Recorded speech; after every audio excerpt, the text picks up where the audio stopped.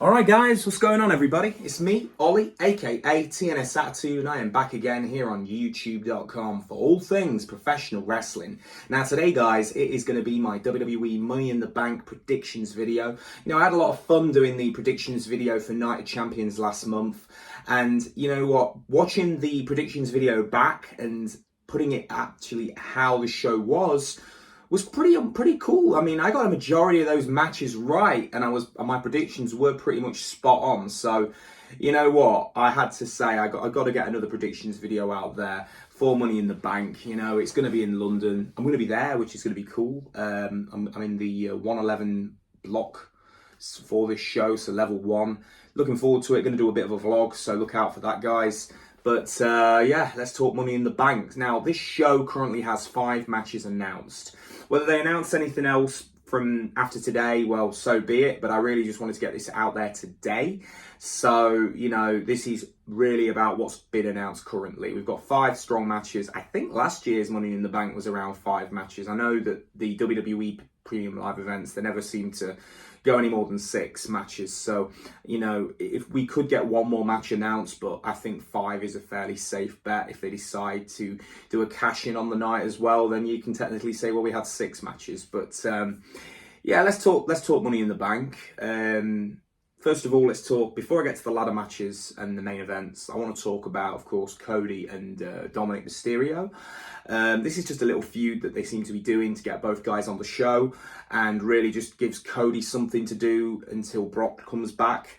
Maybe this, for me, I feel like this match is going to go to maybe a no contest. It is going to go to a disqualification where Brock will get involved near the end of the match to cost, well, won't cost Cody, but actually cost Dom.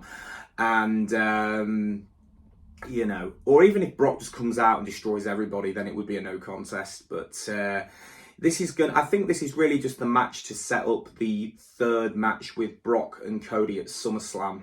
So for me, I see Brock getting into this match to really just elevate it all up and elevate my interest as well. Brock will get into this. We'll see Brock Lesnar in London. He'll do his F5s. He'll go away. He'll accept the match for SummerSlam. Hey, Presta, there you go. And that'll be the way they'll do it, because I believe Brock's promoted for some early July dates for weeklies anyway. So why not bring him in at Money in the Bank? It makes a lot of sense. In terms of a match, though, I'm not expecting an awful lot with this match. It really is about just Cody getting a bit of a, well, he's not even getting a break. Cody needs to get back into the title picture soon. I know when I said on my vlog when I was leaving WrestleMania that I was really wanting Cody in the Money in the Bank, but it seems they're moving away from that now. I genuinely thought Cody was going to be in the Money in the Bank match, so, you know, they've moved it completely away from that, and they're now doing the whole finish the story on a much longer scale, and they're deciding to build it and take longer than, you know, what they want to go. Maybe they'll have Cody win the Rumble again, but we'll see. But yeah, this match is really, as I say, this match is just there to get Brock involved and to set up a Brock-Cody match 3 at SummerSlam. All right, let's talk about the women's Money in the Bank first and foremost. We've got 6 ladies to date that have been announced. We've got Bayley, we've got Io Sky, we've got Zoe Stark, we've got Becky Lynch, we've got Trish Stratus, and we've got Zelina Vega. Now, I believe this Friday night on SmackDown, we should be seeing a Bayley putting up her Money in the Bank spot against Shotzi. I'm not sure whether, I think Bayley will be in London. I don't think they're gonna cheat the London fans out of seeing Bayley. I think Bayley's going to be in London for sure. Maybe Shotzi might get added as a 7th choice. I do think, because I believe the men's Money in the Bank has 7 in it anyway, so adding Shotzi seems fairly reasonable. I don't think Shotzi is going to be the winner of Money in the Bank. I'm just going to base this on what I think they probably will do. I think Shotzi gets added to the match, whether it's because I doubt that Bayley's going to lose her spot. I think it's more just Shotzi will just get added in some way. But this match is really going to be used to set up some feuds for the summer. You know, this is how you got to look at it. I look at it like this. I think with who's in this match, you've got Zelina Vega and everyone else. Zelina possibly, I think, is going to be your Miss Money in the Bank for this year. And the reason why is because, like I say, Becky, Trish and Zoe, they're all in a feud. Well, with Zoe and Trish against Becky. This will set up Trish and Becky at SummerSlam in some way. You've also got, of course, Io and Bayley. I think we see a Io face turn in some way in this match. They're kind of teasing that now with Io and Bayley currently. I think that the Damage Control partnership is starting to break down. It was very much, they've been building that since Puerto Rico at Backlash. So I see this happening again. And I do see Bayley costing Io the Money in the Bank for sure. I don't see either of them coming out as Money in the Bank. I think that it's going to go to someone like Zelina Vega, who is going to be who's going to carry that briefcase around with LWO for the next few months. That's what I'm thinking. So that's my take for the women's Money in the Bank. I think it'll be a solid match though. It'd be great to see Trish again. So yeah, no, I think it'll be a good match. It'll be a good way to get the young girls up a bit more. You've got some veterans in there. It's going to be a good match for sure. Now then, let's talk about the men's Money in the Bank. Of course, you've got Damian Priest. You've got Ricochet. You've got LA Knight. Yeah. You've got Butch. You've got, of course, you've also got Logan Paul. And you've got Santos Escobar. So you've got 6 strong names in that match. There's one more. Please excuse me if I've forgotten. There's one more in that match, but let me run that back. Logan Paul, LA Knight, Ricochet, Santos Escobar. Oh, Shinsuke Nakamura. There we go. Just had a little rundown of all the names in Shinsuke.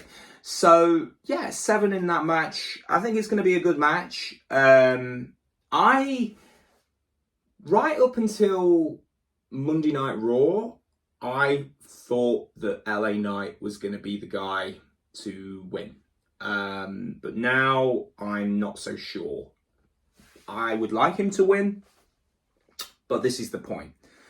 If you've ever followed WWE's formula, they never ever really go always in the direction that the fans want. They've never seemed to do this. And it just seems to me like LA Knight seems like a really obvious sort of choice, but I don't think he's going to be the guy to...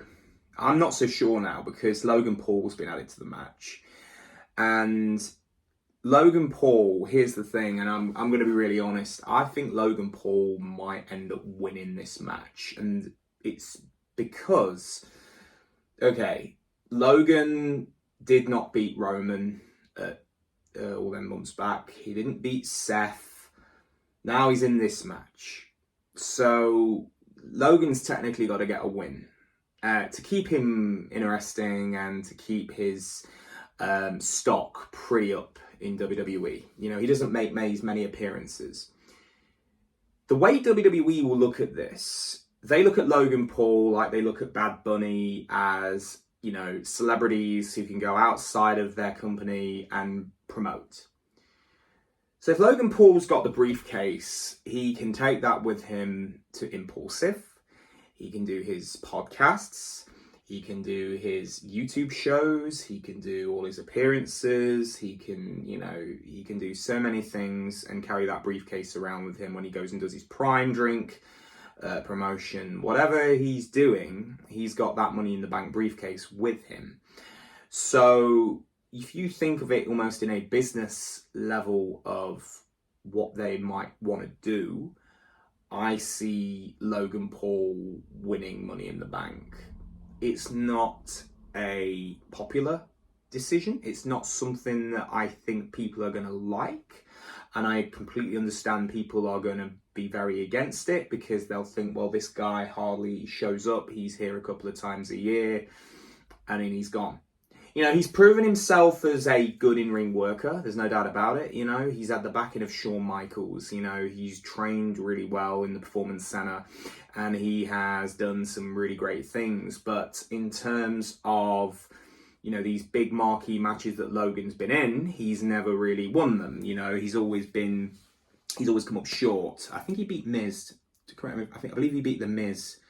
That was like his first match that he beat. And then obviously, but for a majority of the time, he's never really coming out as the victor. But I do think that the possibilities of him winning Money in the Bank are pretty massive, really. It just seems to me like, why add him to the match if you've got no plans for him? It, to me, seems like WWE's direction is get the briefcase on Logan Paul, because what he could do with that briefcase, not even while in WWE, but taking it onto like sport, I don't know, not Sports Center, but taking it just the pop culture side of what WWE will get out of this, and taking this to a mainstream audience is completely, the possibilities are absolutely just endless. They absolutely are. So yeah, I'm thinking Logan Paul will be Money in the Bank. And I think that for who's in this match, before Logan Paul got announced, I would have said LA Knight, but now I'm not so sure. I don't think LA Knight's winning this match. And it's a shame, because I love LA Knight, but I think that they will build him up another way to get him to where they need to, So yeah, Logan Paul for Money in the Bank. Okay, so let's talk about we've just done 3 matches. We've got 2 matches left. Let's talk about the World Heavyweight Championship match. So Seth and Finn Balor. Of course, this is a shout from their SummerSlam 2016 match, where Finn would have the belt for all of one day because of an injury. I think this match is going to be great. I think we see Demon Finn. I think that gives the London fans a little something to enjoy. I think we do get Demon Finn in this match, a big match where Finn has been tapping into that more of a killer side these last few weeks. And yeah, for sure, I see Finn doing the whole demon thing. I don't see him winning. I think Seth is going to be carrying the belt for a few months. They really need to try and build up a bit of some lineage with Seth and some legacy there, because of course this World Heavyweight Championship has got no new lineage from anything before Night of Champions. There was a different World Heavyweight Championship, so they're building this up differently. I think it'll be a great match. I just don't see Finn winning it. I think Seth's going to carry the belt till at least SummerSlam. So, that's my choice. I think we're going to be looking at Seth retaining, but it'll be a great match for sure.